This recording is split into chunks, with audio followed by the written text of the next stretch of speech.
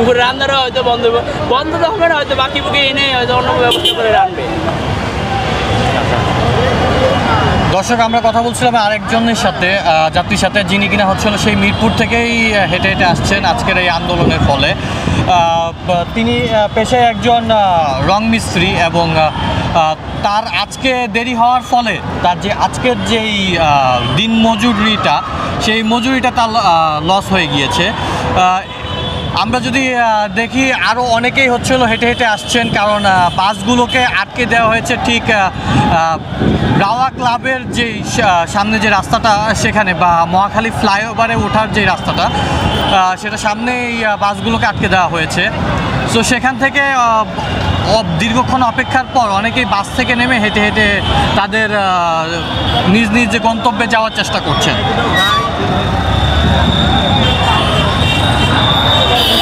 আমরা যদি দেখি যে ইতোমধ্যে হলো বাংলাদেশ সেনাবাহিনীর একটি দল মহাখালীতে অলরেডি এসে পড়েছেন।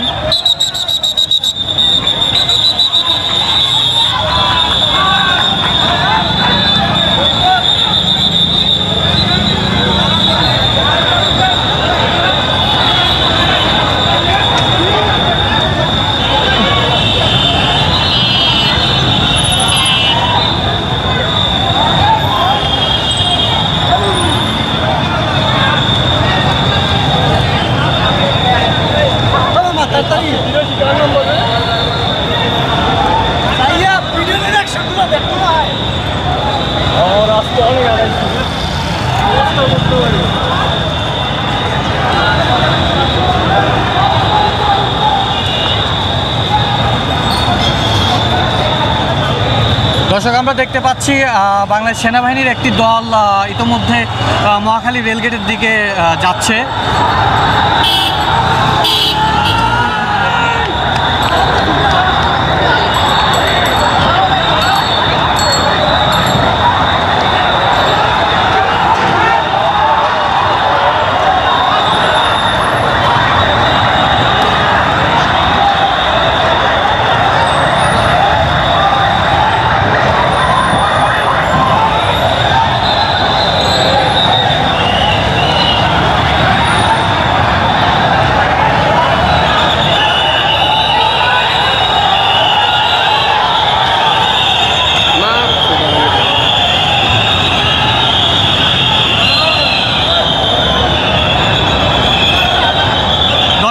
দেখতে পাচ্ছি যে বাংলাদেশ সেনাবাহিনীর একটি দল মহাখালী রেলগেট থেকে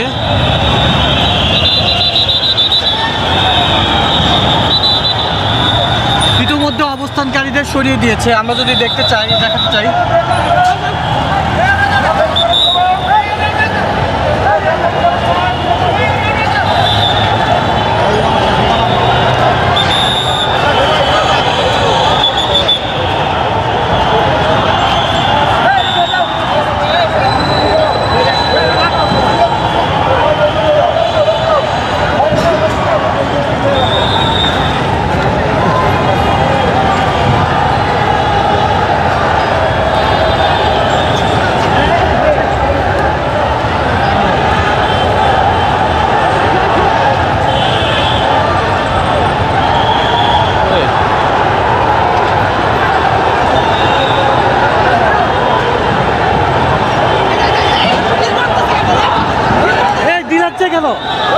দর্শক, ইতিমধ্যে অপর প্রান্ত থেকে ঢিল ছোড়া শুরু হয়ে গিয়েছে।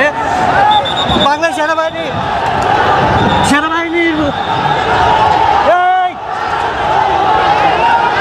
সেনাবাহিনী আসার পরেও ঢিল নিক্ষেপ শুরু হয়েছে।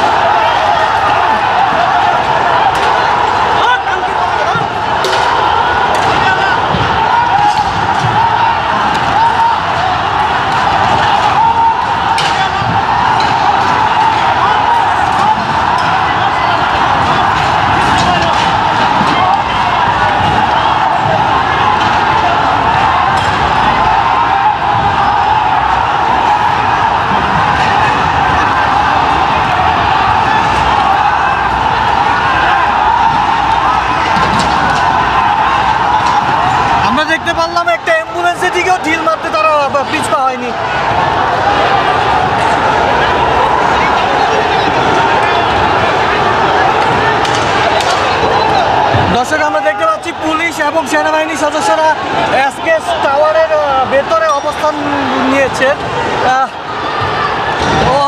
ইতিমধ্যে মহাখালী রেলগেটের পরিস্থিতি পুরো থমথমে পরিস্থিতির সৃষ্টি হয়েছে।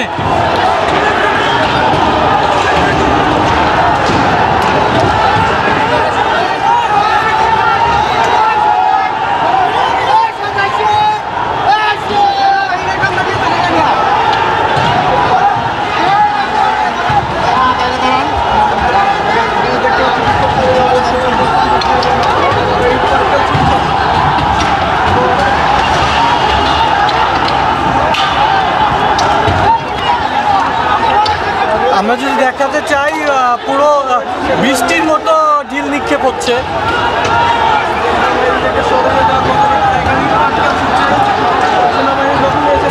এমনকি আমাদের যে বাংলাদেশের আইন শৃঙ্খলা বাহিনী এই বৃষ্টির মতো ইট নিক্ষেপ ইট পাথর নিক্ষেপের ফলে তারাও অবস্থান ত্যাগ করতে বাধ্য হয়েছে।